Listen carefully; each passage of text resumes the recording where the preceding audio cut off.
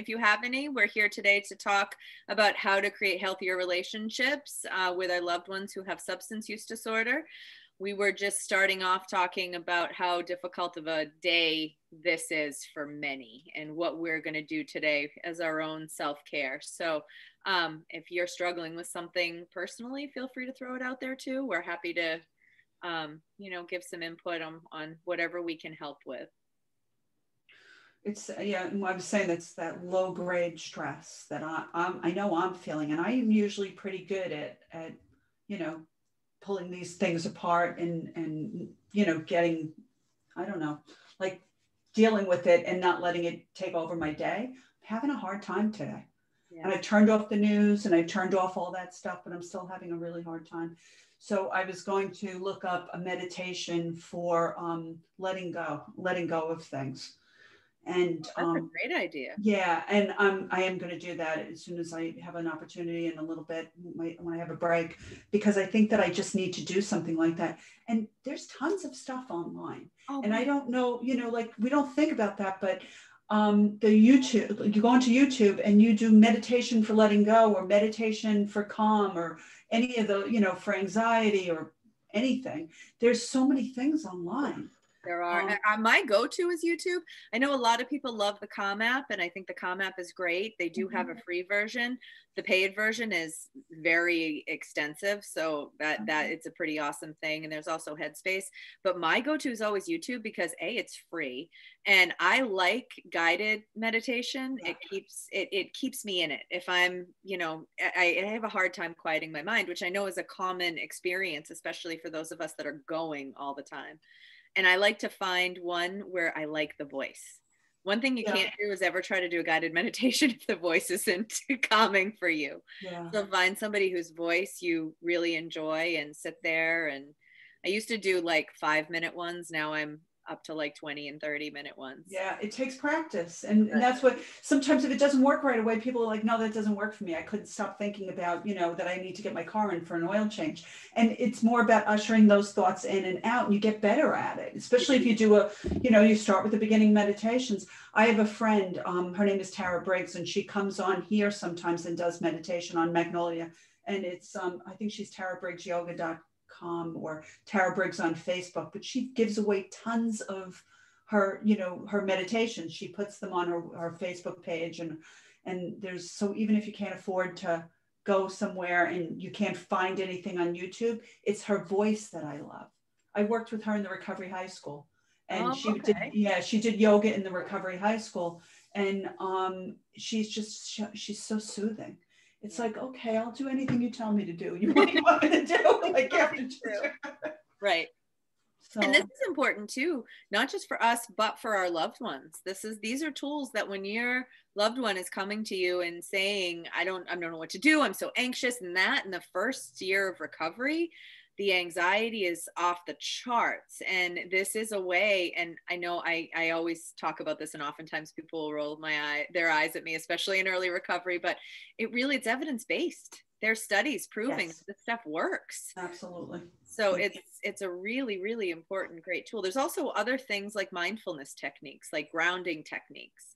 I used to have this one girl that loved, whenever she was feeling super anxious, she would take off her shoes and her socks and go outside and walk around. And it didn't matter what the season was. She would, even in the snow, and it would bring her right back. Obviously, she didn't stay out there for a long time, but she would go out and just feel, what does the earth feel like under my feet? And it would help ground her and sort of bring her back to the moment. So where I know that Herren has lots of family groups and lots of meetings. And if you go on, is it herrenwellness.org?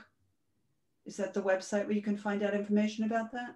Herrenproject.org. Herrenproject.org. That's right. I always mix the two. Okay. People do that all the time. So if you go on there and you can look for meetings. So Magnolia is following your lead, and I think, because I don't know too many other places that are doing these family meetings, and I've just been training, I think 20 people to start facilitating meetings, but they're going to be 20 minutes, 15 or 20 minutes of education in the beginning, and at the end we're going to do a different type of meditation, mindfulness, grounding, tapping, all kinds of different things. Instead of, just saying, well, that was great, let's go, because those meetings sometimes are, you know, they're tough because people are struggling. So to bring people back down again. So I'm excited about this. We're going to launch them in November, and hopefully by January, we'll have something going every day. That's awesome. I know, I'm really excited about it. I used to do that, and I don't know why I've moved away from it. I used to start and end every meeting that I ran with some form of meditation, just like a minute or two. And I thank you for the reminder, Maureen. I need to start doing that again. You know, we had a first meeting with all these people that were training, and at the end of it, we all told our stories. And at the end of it, people were like, whoa. And I was like, oh my God, why did we do that for us? We forget to do it for us. But it's a good way to also, you know, pass on these skills to the people that we love and let them see us doing them, not like saying you should do this, but let them see the difference in us when we do the self-care piece. Yep, absolutely. We have a question. Yes. Is it realistic to create a new foundation in our relationship that isn't based on addiction and recovery? I am beginning to learn about codependency and my role in healing from his addiction. Our relationship began during his active addiction, so now I feel like we need to learn a different way of looking at our relationship, not so centered on addiction and recovery. My hope is to create a new foundation in faith and normalcy. Is this not realistic? It's hard, but it is totally realistic. People do it all the time. I think it's the only way to do it too. It's the only way to go forward, because you're not that person's therapist. Right. You know, you're not their recovery coach and you're not their sponsor. So the only way to go forward in a relationship is, I mean, to learn as much as you can about addiction, but to also, you know, it's separated from the relationship. If it becomes about making the person well or watching them, is when it doesn't work. Right. Absolutely. And I love to hear you saying that. I mean, your relationship shouldn't be surrounded all around addiction all the time, especially for us. And that is one of the goals for moving away from codependency, is to stop trying to control what the other person is doing. And when our relationship is entirely about the substance use, that's what we're really doing. We're trying to control them. We're trying to control their use. And it doesn't help with our relationship. It doesn't help with our sanity. It doesn't help with their sanity or their recovery. So we should be working more on ourselves. So my suggestion to you is, if you're struggling with this, think of it more as you developing a better relationship with yourself and you finding an outlet. And if that for you is some sort of faith or spirituality, and then do it, and hopefully invite him to join you, him or her. And if they do, then great. If they don't, still do it for yourself and try not to force them in any direction. Let their journey towards recovery be theirs. And I think that it goes along with what we were just talking about too. When you see somebody doing that, instead of like being overly reliant on you, if you're a person that's in recovery, you see them starting to get well and to do things that you know they're enjoying and to make themselves healthier. It's more of an inspiration to do the same things for yourself. Right. Yep, absolutely. That was one of the things I learned. I lost a whole bunch of weight 11 years ago, and I did it by doing a paleo diet and CrossFit, and I was shoving it down everybody's throats all day long, so nobody ever wanted to try anything I was saying, and all I had to do was shut up, because I was doing it and people noticed. So when I shut up, people actually started asking me questions and were way more interested than when I was trying to force it on them. Yeah, I still have friends that joke about that time of my life as well. So I think sometimes too, when we become so over-reliant and we get so enmeshed in somebody else's life when they're struggling, we don't know what else to talk about. We forget that we had anything to talk about before all that started. Right. And that's all we can think of, because we're obsessed. Always comes back to that study you sent me, right, Maureen? The one where when our loved one is, when we're trying to get our loved one into treatment, or when we're thinking about our loved one who's actively using, the same part of our brain lights up when they're thinking about their drug of choice. So we are addicted to saving our loved one. It's like biologically addicted. And when I tell people that, they're like, oh my God, that makes so much sense. It's so, yeah, because you can see it, you know what I mean? When you see the visual of the same part of the brain lighting up as in a craving, then you understand it. But if somebody had told me that you're addicted to your loved one, I would have been like, no, I'm not addicted to my loved one. This is my child. What do you want me to do? I would have had all these, but when you see the science of it and the physiology of it, you understand that I'm not thinking clearly, just like they're not thinking clearly. Right. It just makes it a little more palatable, I think, when you can actually see it, and forgiving too. You get to forgive yourself a little bit, because it just like, we wonder, I can't believe that they did that again. But we were doing things that I can't believe I did that again. But there's a reason. And I think it makes it easier to talk yourself down too.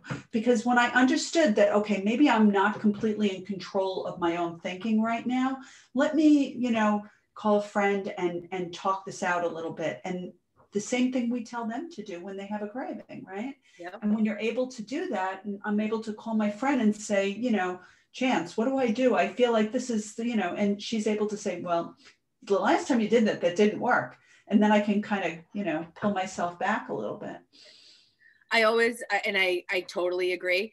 And this is why it's so important to find a supportive support system that gets this. And I can't stress that enough, because one of the things I see people struggle with is they're going to the same people and none of them have been through this and none of them understand it. And they come back really frustrated. And sometimes it even ruins relationships, because when people don't understand this, they say things that can be very hurtful to us when we're in the midst of it. So this is another area where you got to work on yourself. I mean, all of this, we really should be working more on us, but you got to build a support system for yourself that gets it, because this is hard and it's going to be super hard. And you're going to need people to go to when you want to, like, I'm going to use you as an example, Maureen, because I know your story and I love your story. When you want to grab a baseball bat and go beat the hell out of somebody. And which, don't call the person that hasn't done the work either. Like I wound up talking to my ex-husband, and his advice was, don't get caught. This is not the person you want to go to. You don't want to go. You want to go to somebody who's done the work on themselves. Right. And that's why sometimes, when people get together because they have this common issue, but they're not educating themselves and they're not doing the work on themselves, then it becomes just like kvetching and, like not really solving anything and not really becoming more educated and not really helping each other. So we have to do work on ourselves too. Mm-hmm. In order to get to the point where we can help somebody else, we can be that ear, or we can help ourselves. And I see all too often people that think, well, we want our loved one to do all of this work, but we don't want to do any work on us. Right. And it doesn't work like that, unfortunately. No. And what I see on my end is it usually takes about a year of work for us before we're actually able to help our loved one move towards recovery, instead of sitting in the spinning and the chaos that we sat in before that. It actually is helping your loved one to help yourself. So for those of you that don't feel like it is, and I hear this all the time, I'm not the sick one, he's the sick one, I got to get him help, that's all I can do, I have to do that. And I get that feeling. The unfortunate side of it is that doing that, trying to control what they're doing, only gives us a false sense of control. It doesn't actually control anything. Typically what it does is distance ourselves from our loved ones. They don't want to talk to us. They don't want to be near us anymore. And they stop telling us things. Right. They stop talking to us. So if we can work on our own reactions, and somebody said this to me once, and I can't remember who it was now, but basically what we're doing is asking them to remove our anxiety. So they're making choices for themselves that aren't necessarily good choices. Obviously, they're deadly choices in a lot of cases, and I get that. And that's making us anxious. So we're angry at them and we want them to stop so we don't have to be anxious anymore. And that's not really fair to put on them. Right. We have to learn to manage that anxiety and not project it onto them and not make it their responsibility to make us feel safe. When you're a mom, and I am, that's hard. That's really hard. And I don't know that any of us will ever be able to do it perfectly, but I've seen a lot of moms who have done a lot of work that have, and not just moms, I shouldn't say moms, but a lot of family members, who have been able to really do it well, that even when their kids are actively using or their loved ones are actively using, their life isn't ruined anymore.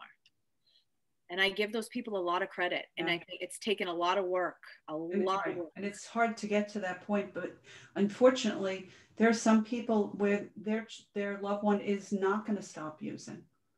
And, you know, or if they do, it's not going to be for a long time, or it may not look the way they had hoped it would look. And we don't want to lose our family member that we love so much because of that.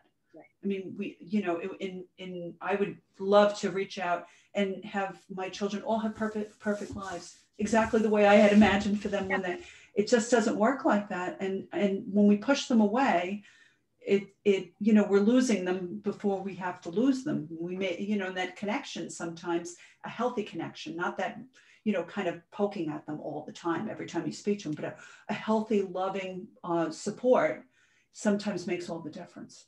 And that can happen, believe it or not, even while they're still using it. Absolutely can. But it's going to take you learning about boundaries, you being able to set your boundaries where you feel comfortable. And that may look like, you can't live with me. We can have lunch, but you can't live here. You can come over for dinner, but you can't stay. That's what it looked like in my house. Right. It can look like, you know, I'm not going to give you money, which is really what we should be working towards anyways, is not paying things and whatnot. But it all takes work and learning to be able to get there. But I used to say to her all the time, you whatever you're doing, using drugs, this is you not using is not a condition for me to love you. I will love you regardless. If it may be a condition for you to stay in the house. Right. So. And for some people, they're so mean and nasty when they're using that it might mean you have to distance yourself from them altogether and set a boundary, like you can only be around me when you're not high. Right. Or even make it not about the drug, make it about their behavior. You can only be around me when you're being kind, when you're treating me well. I tell people that all the time. Just tell them, if you're going to speak to me like that, I'm not going to be able to continue to talk to you, and mean it too. And then say, you know what, why don't you call me when you're feeling less agitated, and get off the phone. Yeah. I mean, like you would anybody else, right? Right. We have another question. My son is going to be coming home from college for the holidays. He has already expressed that he's going to smoke a bunch of weed because where he is for school, it isn't legal. What is a good way to discuss his overuse with him and not alienate him? This is a tough one. And this is probably one of the most asked questions that we're getting is related to teenage or, you know, very young adults marijuana use. It's now that it's legal in most places, our kids think that legality equals safe and that it's okay for me to smoke. Well, do you know if even in Massachusetts where it's legal, isn't it 21 still? It is. So chances are it's still not legal for somebody who's in college. Right. But the problem with that is that the police in most places won't do anything. Right. So, you know, I've had this conversation many times with families, and I've suggested, well, then call the police. And the answer is always, we've done that. And they're not doing much anymore with it. I think what I typically advise families is to figure out your own ground rules around it. You can't tell him he can't smoke. You can't control that. I see parents trying to control it all the time. And one second we say to our teenage child, or, you know, you can't do something, that's all they want to do. So it doesn't make sense to do that. They'll just hide it from you. And then the high off of hiding it and getting away with it is a whole nother component. So we don't want to create that dynamic. We want to be able to have open and honest discussions and have very clear boundaries to what I will accept and what I won't. So here's the areas that some people have control. Things like vehicles. If I own the vehicle, if it's my vehicle, if my name is on the insurance, if I'm paying the insurance, if any of those things are happening, I am going to say, as long as you're smoking pot, I don't feel safe with you driving that car, because I couldn't live with myself if you got behind the wheel and I knew about it and you got in an accident and killed yourself or someone else. So it's not about them and their use. It's about me and what makes me feel safe. Okay. So I'm going to put that boundary up, not as a punishment for the pot smoking, but as a safety control for myself. It's harder to argue that. And when they try to argue it, you don't argue. You say, this isn't up for discussion. I'm offering you a car, but that means that you're not smoking pot. That's it. That's my own, there's no more discussion. Things like I have said to my child, if I find out you're smoking pot, then I'm going to be less likely to give you money. So if you need money from me for things and you want, that's the way you want your life to be. If you want me to hand you $20 when you're going out at night, then you can't be smoking pot, because my money won't go towards marijuana. And I'm probably not going to give you the $20. And that's my choice. I get to do that. You get to smoke pot, but I get to make my choices as well. So find the areas that you can set the boundaries, the areas that you need to set the boundaries to make you feel safe, and keep those. I mean, a biggie should be not in my house. No smoking pot in my house. Yeah. And if I find it, it's getting flushed down the toilet before you can even say go, right? Like, that's it. So whatever you can control, do it. Again, try not to do it in a punishing way. Try to do it in a supportive, I'm nervous way. And these are the things I have to do to make myself feel more comfortable. And I love you. And I don't want to see you go down the wrong road with this. And to be clear in the beginning, you know what I mean? This is not something that we're waiting for something to happen before we say anything. This is the rule of the house. And this is, I think you said exactly what I would have said. That's perfect. You only have control over yourself. I know, right? The only person you have any control over is yourself. So you can't control what he's doing. It feels like you should be able to. It feels like they're kids. You should be able to, because I think that we're seeing so much marijuana use, and I think it's more about mental health at this, why are you numbing yourself at 16 years old? And we need to start addressing the reason why that seems like a good option. Yep. And hopefully it won't continue to be and escalate the drug use, Yep. That was going to be my next thing, Maureen, is to say, if you can watch The First Day with Him, which is Chris Herren's new documentary, you can get right on, you can download a version of it right on thefirstday.com, a one-time viewing. I think it's like $9.99. If you can watch it with him, that would be great if he would watch it with you. And it's not actually about substance use. It's about the why. It's about the reasons why we use. And what I've found in my work with teens is 90% of the time, there is an anxiety component to why they're smoking marijuana. And unfortunately, the world we live in today, there's a lot of pressure on our kids getting through the school systems. A lot of them have this idea that I'm either going to be homeless on the streets or the CEO of a company, and there's no in between. And if I don't have a 4.5 GPA, that means I'm going to be homeless on the streets. And this idea makes them super anxious. Like, of course it does. So, and they're not even really conscious that they have this idea either, by the way. I break it down with kids, and I find it a lot. So they end up with immense amounts of anxiety due to the pressure that they put on themselves based on what they're learning about the world through the school systems that they're in. So we want to talk about that anxiety if that's the case. That's what we want to discuss more than the marijuana use. I want to know why you need to escape with pot. I want to know what's making you anxious. And oftentimes parents can't do that work with their kids. I can't do it with my own kid. And I do it with kids all the time, and I can't do it with my own kid. So don't expect that you're going to be that person to be able to get that information out of them, but help them find that person and acknowledge that maybe you're not the person. We want to be their person, but it's usually not the most appropriate thing. They're usually not going to be honest with us. And what I find is that lack of honesty isn't actually about them not trusting us. It's about them not wanting to disappoint us. So we got to help them find somebody, whether it's a counselor, a life coach, a teacher, just somebody that they can open up to, that they can trust, that can help them figure out why they're so anxious. Obviously, a counselor is probably the best approach, but if they're, resistant to that, or you don't have the resources or whatnot, find a friend, trusted adult that they trust to share their information with. All right. Want to read the next one, Maureen? My son is in college and he is majoring in social work with a minor in addiction studies. Bravo, huh? Yeah. He currently uses pot and does not have any intention of stopping.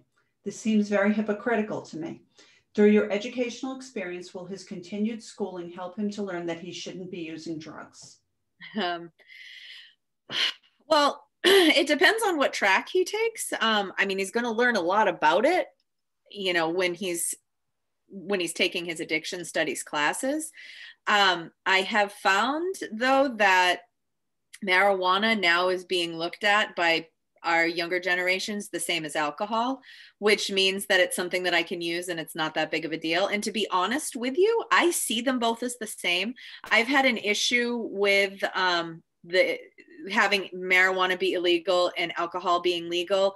And not only is alcohol legal, it's pushed, right? Our society pushes it. Like, you're not normal if you're not drinking alcohol. And then we villainize marijuana. And that never really made sense to me. I feel like we need to look at them. They're different drugs, but look at them similarly with that.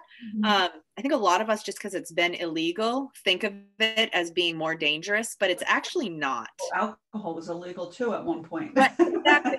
And from a standpoint of you know, somebody who works in addiction, alcohol is actually a more dangerous drug than marijuana. So I'm not sitting here trying to tell you I'm a proponent for marijuana, because I would rather nobody, if all these things could be wiped off the planet, I would be so thrilled. Well, and especially, I mean, with him being somebody that's studying addiction, the idea that your brain is not completely formed until you're 25 or 26 years old, he would be learning that, and he might, you know, not want to use anything. I mean, ideally, right? But that's not realistic, as you said earlier. It's just not. And I mean, we're us social workers. That's what I am. I'm a social worker. We're not perfect. We're humans. So just because I'm a social worker doesn't mean that I'm always making good decisions for myself. Doesn't mean I made good decisions for myself back when I was in college. I didn't. When it comes to substances, have I learned at 44 years old that I only get burned when I touch them? Yes. But that didn't happen overnight, and it took a while, and you kind of got to let him learn his lessons with it. And maybe it will be something that he doesn't need when he grows up. Maybe as he gets older, he'll need it less and less and less. I think it's okay to tell him that it worries you, but try not to be obsessed about it, and let him make his mistakes. It's the best way to learn. That's I mean, and my question and where I was going with that before is, would you feel the same way if it was alcohol? And I think it depends on how much he's using it too. Yeah. You know, if this is like a weekend thing, sometimes he, you know, or if it's every day, all day, it's two totally different things. And I'd be more concerned about any, you know, excessive marijuana use or alcohol use. If somebody's using it excessively, because of how young he is, and because his brain is still not done forming. Yep. The other thing I want to touch on too here is that when it comes to use, the number one thing I want you to pay attention to is behaviors. So if his behaviors start to change based on his use, that's when you really should start to be concerned. Prior to that, if he's smoking a joint with his friends on a Saturday night or at the end of a rough day, I see that as very similar to having a glass of wine at the end of the day. It's not ideal in either scenario, but many of us do it. So if his behaviors are starting to change, if his grades start to drop, if he starts to become more irritable, if he starts to withdraw more from you or from friends, if he's doing things that he once enjoyed that he doesn't want to do anymore, that's when I would start to be more concerned. I think that's really a good point. Yeah. Then there's a difference between substance use disorder, which is what we used to think of as addiction, and problem use as well. Substance use disorder is when the consequences start to come and we don't stop, which means we can't stop. Problem use is when you've been using a substance or using substances and the consequences start to come and you're like, oh man, I gotta stop this. Yeah. That was me when I was in my early 20s, right? The use was there, and then consequences came, and I was like, I'm out, I'm done. I don't want to live like this anymore, and went to college, got a degree, and that's most young people, you know? Yeah. So luckily, if you haven't got the consequences yet, it's hard to tell the difference. And like Maureen said, there's a lot of young people that do use these substances, and they're fine, like me. I mean, I don't know if I'm fine, but I don't have substance use disorder. Oh, okay. We have another question. How long does it usually take for an addict brain to reset if my loved one was using for 30 years? He has been clean for a number of years, but I still see some flashes of immature reactions to certain situations.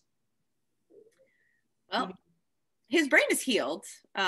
If it's been a few years and he hasn't used, it's usually 6 months to a year. There can be some post-acute withdrawals that last a little bit longer, but typically within a year, the brain has healed.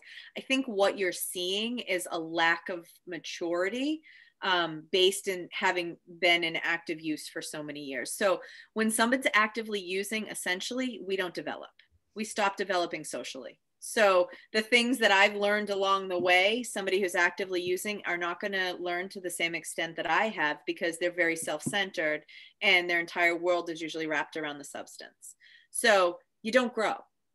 So now that he's clean and sober, if it has been for years, as long as there's no neurological deficits or anything like that, it's probably more just he's got some social maturation to do at this point. You have anything to add to that, Maureen?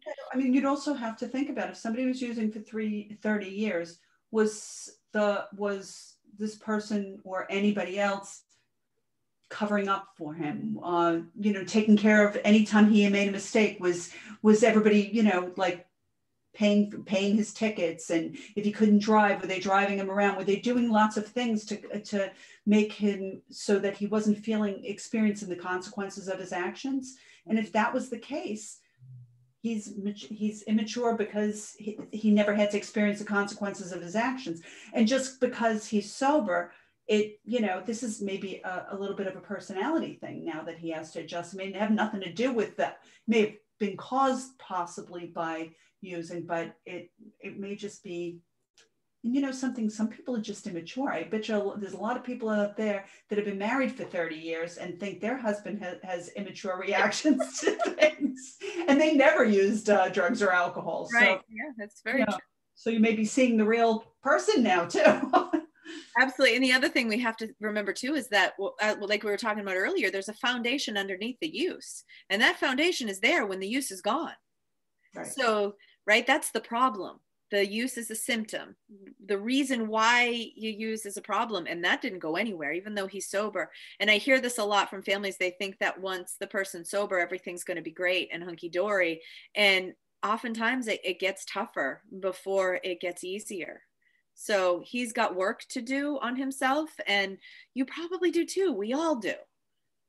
So try to focus more on yourself and hold him accountable and set your boundaries, and let him know what you won't accept for you. And that will take practice too. Oh yeah. Because if for 30 years you were having your boundaries violated, it's going to take a while to figure out how to make them and how to hold on to them. Right. And how to think you deserve them. Right. We forget, we cease to exist. Our needs become so secondary, and we have to learn that we deserve for our needs to be met as well, and for us to feel safe. And that's where our boundaries come in. And that's usually, from what I see, especially people that have been in a codependent relationship for 30 years, it's usually giving yourself permission first to deserve a sense of safety, and to deserve to have your needs taken seriously. Not an easy thing either, because there is no prize for not having any needs and not taking care of yourself. That nobody appreciates that in the end of the day. It's just more pain usually you're bringing on yourself. Yep. Codependent no more. The Bible for us codependents. Everybody who struggles with this. Actually, I think every woman should probably have a copy if you don't, because we're kind of bred for this. It's changing with the younger generation, which is awesome. But most of us that were, born in the last 20, 25 years or more, we need a copy of Codependent No More. So the new lingo is over-reliance. Oh, I like it. Yeah, me too. Because you know what, codependent kind of like, it always gets me, but I never know what else to say. So I always say codependent. Right. But yeah, over-reliance. So I have I have a sticky note that when I'm trying to, because I can't, you know, they change things for the better, but it's hard. Yeah, it's hard sometimes to remember that now the word is over reliance, and medication assisted treatment too is recovery utilizing medications. I like that much better. Yeah. Because that's going to be hard though. I need to write that down too and keep it on a sticky. This is what I have to do, because I'm like, I know that I'm not, that's not the way that we're saying it anymore. And I mean, the reason why we change the way we talk is because it creates stigma. You know, there's like research and reasons behind this. Sometimes it feels like, oh, it's a politically correct. No, that's not what it is. It's that they've proven that these terms create stigma and shame and keep that going. So it is important to keep, you know, even if I make fun of myself sometimes, it's really important to make sure that we're on top of what research says is the best way to refer to things. Yep, absolutely. But sometimes you need a sticky. I'm going to need a sticky. Definitely. That's going to be a tough one. I see myself as a codependent. So that's why it's actually my term for myself. I don't feel stigmatized when I say it. And I think it's just because I know how badly I needed the help.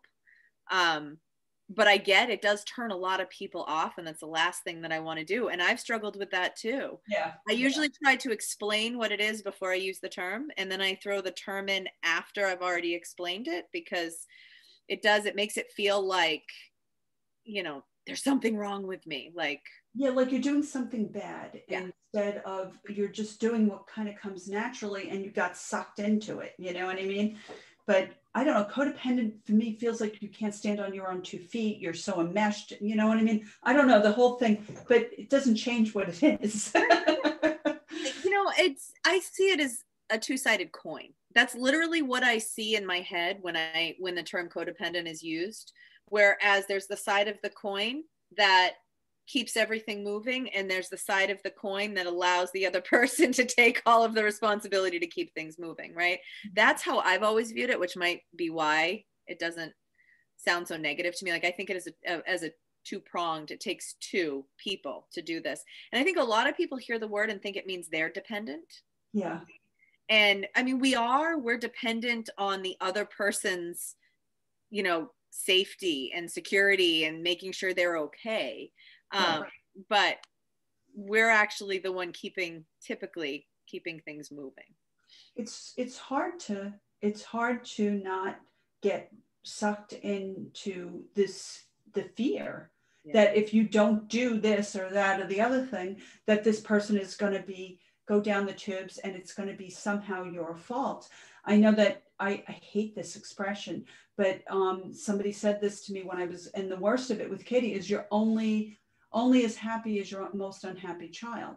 And I think that you could, you know, expand that to whoever you love, but that's really not healthy. No, it's for not. Anybody. It's not, and it's not working for anybody, and it usually is not helpful to anybody. Yeah, I totally agree. You're not making good decisions when you're thinking like that. Absolutely. You know, and as you're talking, I'm thinking the word that I hate the most is enabling, and I wish we could come up with a different word for that. But you know, that's the one that makes me feel like I've done something awful and terrible. And I always say, like, you don't know what you don't know, right? So we're doing what we think is right in every given moment, but it's a hard word to accept. You know what bothers me about that too is that, you know, some people have like all these ideas about what's right and what's wrong, and when they say that to somebody who's doing the best that they can and very well may be doing the thing that is the right thing, it may not be the right thing for everybody, but it was the right thing for their family, and when they start to be told that they're enabling, then they second guess themselves, and it's not always the right decision. I mean, I always talk about how my decision to pay for the phone, I paid for her phone and I gave her a phone because I want her to call me. I knew that I was not doing this I wasn't like giving her a phone for her. I was giving her a phone for myself, to make myself feel better, to know that she could get in touch with me. So I didn't feel like I was enabling her. And anyway, so I always, you know. Yeah. Oh, we just got a note that says you use the word sanction instead of enable. Oh, that's interesting. Thanks, Kevin, for that. Yeah, I was trying to read that and I didn't know. I know, I didn't know what it meant. You may have seen while Maureen talking me go like that, and it wasn't because of what she was saying. It was because of the message we got. It doesn't take much to throw me off, so I was like, do you want to read that? Sure. My children are having difficulty accepting my boyfriend, who is a recovering addict. He also was in jail due to consequences related to his substance use. Him and I have been together for a couple of years since his recovery. How can I help my children learn to accept him and not judge him for his past? You got any advice on that, Maureen? It's just, it's an opportunity. Everything's always an opportunity, right? It's an opportunity to teach them about addiction, about what happens when these things, get out of control, and that people do recover and they get well. Yep. So I think that, to take it as an opportunity. Yep. I totally agree with that. And I also am going to tell you, and this is something that most of us don't want to hear, but it's not your responsibility to man their relationships. They may never accept him, and that's okay. He's your boyfriend. He's yours. Your relationship with him is yours. So you need to set your boundary about behaviors and what you're willing to and what you're not willing to accept in your presence. So I would make it more about respect. If he's around, all I need you to do is just be respectful. That's it. If you don't want to have a relationship with him, that's fine. That's your choice. But just please be respectful for my sake, for me. And if you can't do that, then I wouldn't have gatherings with them in the same place. I would keep them separate. And I know that stinks when it comes to things like holidays and whatnot. But the holidays are one day. Go have lunch with your kids and then, or have lunch with him and then spend time with your kids. It's not worth it to have an awful Christmas day, which is one day of the year, based in two people that can't get along, that you have zero control over. Yeah.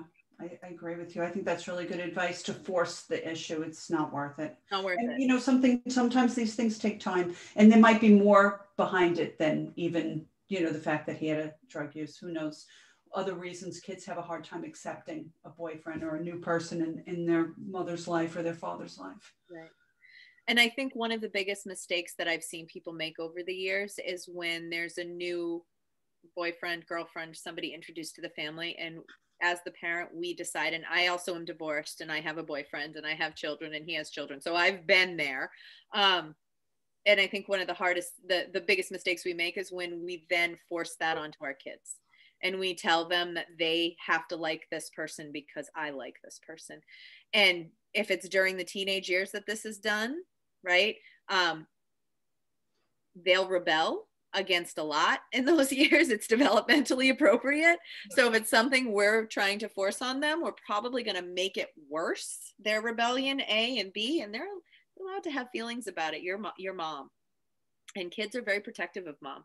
They're protective of their own relationship with mom. They're protective of maybe dad's relationship with mom, even if they're not together anymore. There's so many feelings that kids have. And by the way, this doesn't end at 18. I know 40-year-olds that still struggle with mom dating. So just be aware that like Maureen said, there may be way more to this than just the drug use, and that the less you push, the better the outcome may be. Yeah. I think most of the time, if our children see us happy and in a good, healthy relationship, eventually they'll come around. Exactly. Yeah. Yep. Any more questions? Everybody's out voting. I know. Well, I'm glad if that's where they are, then I applaud everybody. I hope that's where they are, because we've never had such a quiet meeting before. I know, we haven't. I hope that's what it is. Yep. Absolutely. So what's going on with you? What's going on with Herren? Do you have anything coming up? We do. So the third Thursday of every month, which I'm going to give you a date right now, we do another one of these. I'm not sure exactly who is going to be joining me, but it'll be another lunch and learn at noon. I'm trying to set it up right now. So watch our social media to find out what those will be, who will be the guest or guests for that one. The other thing we have in the works, Maureen, which I think is super cool, is Paul and I, probably sometime this winter, I'm thinking it'll be December, January-ish, we're going to be doing a family intensive workshop. So it'll all be via Zoom. There will be registration and a certain amount of people, you know, that can join, because it unfortunately can't be like this, because we're going to make it more interactive. But we're going to try to add a family intensive workshop to our list at least a few times a year, so families can come and get more than just like a webinar, or they can have an interactive, intensive, better understanding. Very nice. Very nice. That's great. All the, you know, we need as much information and education as possible. That's great.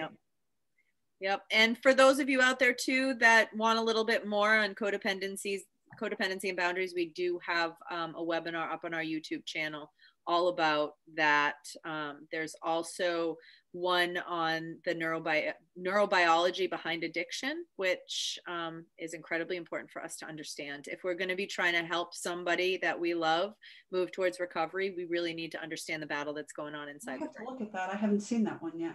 That sounds really interesting. That one's up there. And we have one on the adolescent neurology too. So for those of you that are struggling with the marijuana use of your 16-year-old, or just the 16-year-old that all of a sudden doesn't seem like the same kid you knew a couple years ago, there's that one's up there as well. That's great. That's awesome. We have another question. You want to read this one, Maureen? My partner and I are in faith-based couples therapy, but he is not in individual therapy. Is it okay, or should he be in both? He is actively working his steps, but seems to be not to be addressing the reason why he started using. The steps address that. AA addresses that. It's evidence-based practice. In an ideal world, would he be committed to one-on-one therapy, couples therapy, and 12 steps? Yes. But this is not an ideal world, and not all people can manage that level of intensity. It's a lot. So most of the time, that's the stuff. If you haven't had an opportunity to look at the 12 steps, look at them, because there's a lot of work that goes into those steps. So if he's actually working the 12 steps, he's looking at that. Yeah, I just think that this seems to me, and not to be, too rough on this person, but it seems that this person is a little too involved in what needs to happen with their partner too. Because if the couples therapy is working and he's sober and he's working whatever recovery he decided that he needs, that needs to be enough, because we have to step back. Not everybody's recovery looks like we think it's supposed to look, or like somebody else's, and they can still do very well. So I would definitely start, do some poking around at boundaries and where I end and you begin kind of thinking. Yep, absolutely. We started this meeting off and I said the Serenity Prayer to Maureen, related to the election. The election Serenity Prayer. Right. And as family members, we have to do that. I oftentimes, because I have a tendency, what was the word that you used instead of codependency? I have a tendency to be an over-reliance type of thinker. So I want to force the people I love to do what I want them to do, because I know if they did that, then everything would be okay. Right? And I have to sometimes stop myself and say the Serenity Prayer and remind myself that it's not up to me to decide what is best for my child, even though he's my child and I think I know him better than anybody else in the world, including himself. That's actually not true. And I don't know what's best for him. I only know what's best for me. And if I were in his situation, what I think is best would be best, because I'm me, but he's not me. Yeah. So I have to allow him to go on his own journey and figure out what works for him. Not always easy. Yeah. And the Serenity Prayer helps me. I see that you're a faith-based person if you're in faith-based counseling. So try to rely on your faith and give it to God and recognize what you can control and what you can't control, and allow him to to go on his journey. And what I usually hear here is, yeah, but what if, right? What if? All I can say to the what ifs is, if that happens, then you're going to have to figure out what your choice is in relation to what theirs was, right? And I don't want to live my life in what ifs, because what I've found is 95% of the what ifs that have ruined my sleep have not happened. And the 5% of the what ifs that have, I actually didn't prepare myself any better. No. My loss of sleep. I actually made it worse because I was tired when it happened. So Sure. the what ifs, it does say the Serenity Prayer, right? And Kevin is telling us to say, let go or be dragged. I like that. Yeah, I think that, you know, when my daughter was going through this, I thought, because I had seen other people around me go, you know, work the steps and go to meetings in 90 days and all of that, she didn't want to go to meetings. So instead, she found a church that she really liked, and she went to therapists 2 or 3 times a week. And that's what her recovery looked like in the beginning. And she's got over 3 years from now. So, and she still does those things. So not as quite as often with the therapist, but she knew what worked for her. It didn't, to me, it was like, oh, here it comes. This is going to be a disaster. That's never going to work. Right. What was I? I was making a decision for me, what I would have needed, not for her. Yep.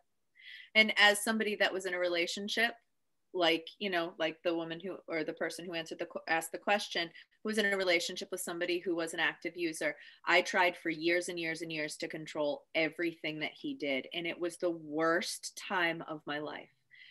When I finally let go was when I left, unfortunately. So I'm not saying that's what it takes for you. Maybe if I had let go earlier, it wouldn't have gotten to that point. Maybe not, who knows? But when I finally left, what the amazing part about it was that he got better. And that always brings something to my mind when I'm talking to spouses, because I've been there, and the controlling that I tried to do exhausted me, made me incredibly resentful, incredibly angry all the time.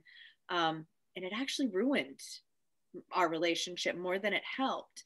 And when I wasn't there doing that control thing anymore, he got better.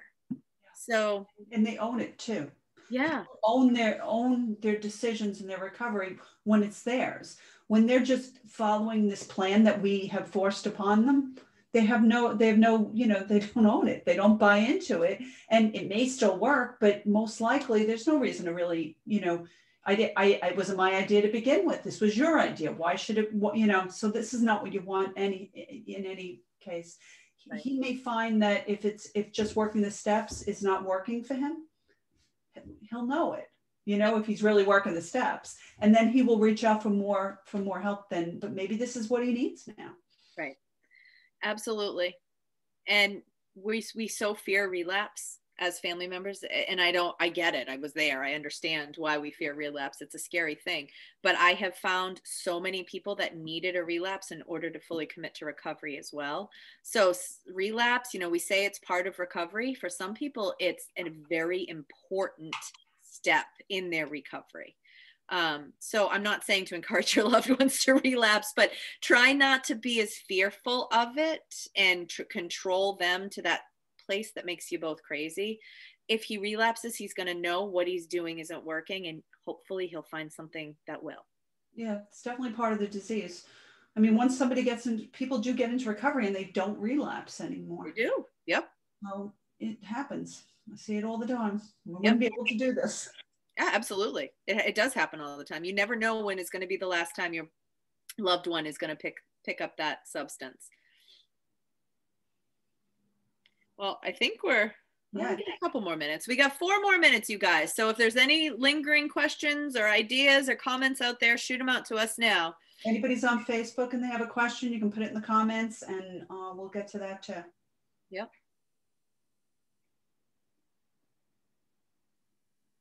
Or just go vote. Yeah, or just go vote. We'll be happy with that too.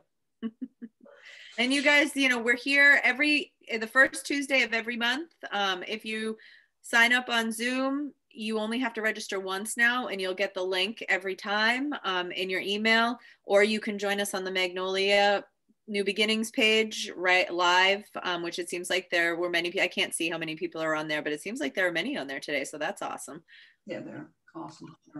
And then it stays on there too. So they get to ask questions later and watch it. So I love that we're able to do this, and we're going to have meetings every night before you know it. We're going to start on Thursdays and Sundays, it looks like. So that should be happening in November, where there'll be Zoom meetings from Magnolia.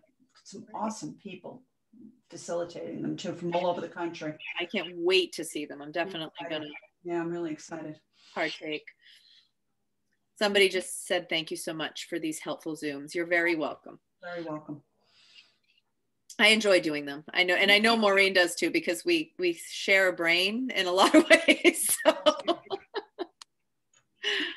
It's so funny. I know Michelle Lipinski from the Recovery High School said, she goes, it's like we all think the same. I was like, yeah, I know, it's kind of weird. I know. And all three of us come from totally different, you know, our journeys here were so very different. Totally different. Yeah, absolutely. But it's all, you know, it's just keeping yourself educated and really coming from a point of love, I think, you know? Absolutely. That's all. That's, you know, and that's one of the things that as a family member, as a loved one, I have to really try hard to do, because it gets harder when the closer you are to the person, the harder it gets. But just remember, the worst thing that we can do is name call and yell and scream. And the best thing that we can do is set a very clear boundary with love. So if you find yourself going down the path to the yelling and screaming, there's no judgment here. I've done it plenty of times myself, but try to take a time out and step away and wait until you calm, because it's one of the things that distances our loved ones, and it actually adds to the track they already have playing in their head about how much they suck, which doesn't help anybody move towards recovery. No, So as bad as we feel, they feel just as bad. Yeah. And that's why they keep using. So. Yeah.